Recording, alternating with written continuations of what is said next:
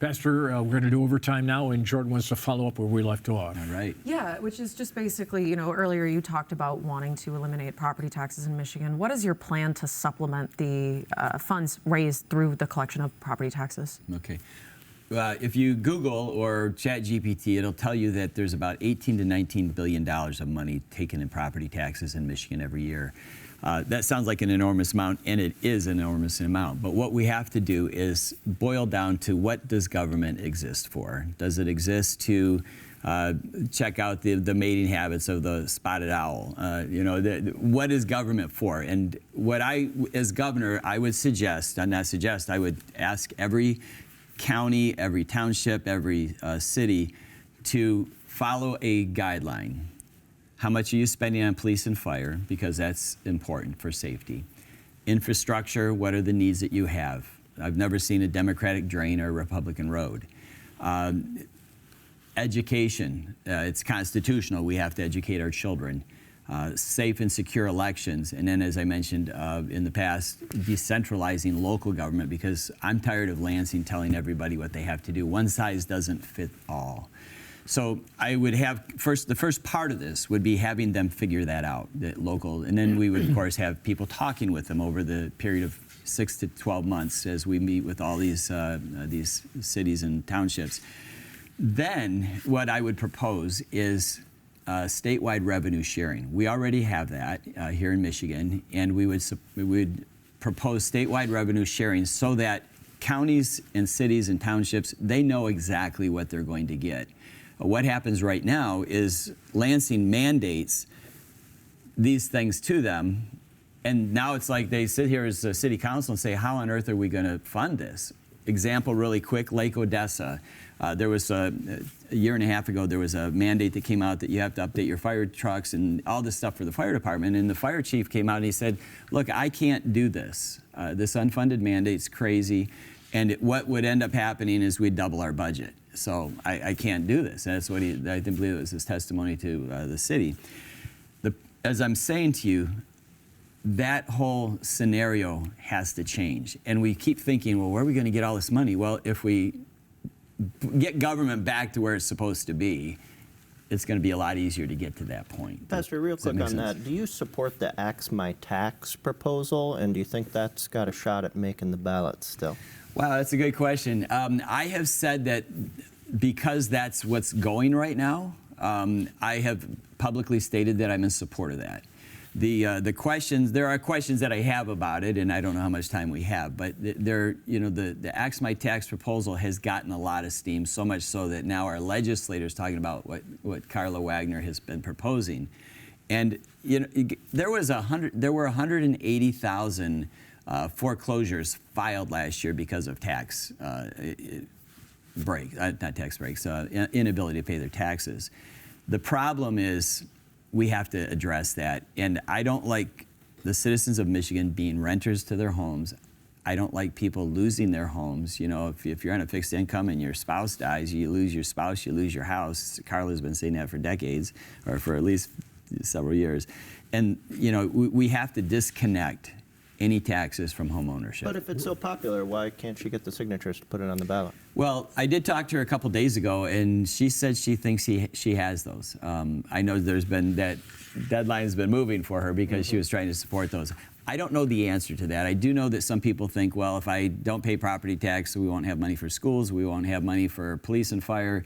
So there have been red herrings thrown out. In fairness, though, her proposal does not propose any kind of replacement. So that would effectively be defunding police, fire, libraries, zoos, all those good sorts of things. Yeah, well, what I've heard her say when I asked that question, she said, I'm not against a local tax, and I'd gladly pay $5,000 or $8,000 a year for me to live in this municipality for these services.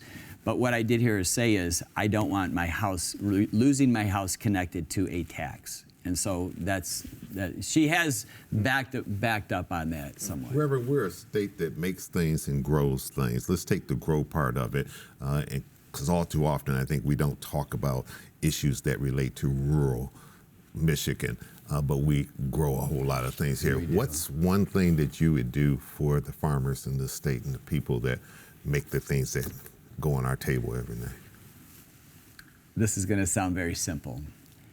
What I have talked with farmers, from dairy farmers to agricultural farmers growing corn, wheat, and things like that, they've said that the mandates from Lansing are killing us. I could give you the example of washing, when they take a cow to get slaughtered, guys have their washing things along the side of the road, and Eagle and DNR, I guess pretty much Eagle, though, they're coming to them saying you can't do that or we're going to fine you. You're just washing manure off on the side of the road. And this is out in the middle of the country. There are other issues where people have come into dairy farmers that I know, and they've said, dump your whole load. And you got a young person that may be their first job, and they're trying to justify their job. We all know that. And so they write everybody up, and the bottom line is they end up going downhill from there. So the whole point is getting government off of our backs. Every industry I've talked to has said there's too many governmental regulations. That fourth branch of government, the unelected bureaucrats, are killing us. You could do that through a con-con. Do you support that? Explain con-con. That's a brand new word to me. It's Constitution, we are going to vote in November on whether to call in a constitutional convention to rewrite. Oh, right. Yes, I'm very much aware of that. Yes. What was your question? I do know what con-con is now. I didn't know the acronym. Are you going to support in creating one? Tim, that's a great question. I would be in favor of revisiting. Why did you take so long to get there? Because first of all, I didn't know what con-con was. Secondly, as I was thinking about it, my mind went back to Article 5 of the U.S. Constitution, and our founders put up Article 5 that we could do a constitutional convention there. And I'm thinking, well, if they were thinking that's a good idea from the federal level, it's a good idea here. But you think it's worth opening up the Constitution again rather than just creating amendments to the Constitution? Well, as I said, I'm a originalist when it comes to the Constitution. So for me to say yes to that is because I believe that our founders saw the day that we're living in right now when they said we're going to have a runaway legislature. We need a check and balance on legislature. So that's why I would say I'm in favor of it. We need a check and balance. There are too many things going on, too much information, too many lies being shared or spread. So if we can.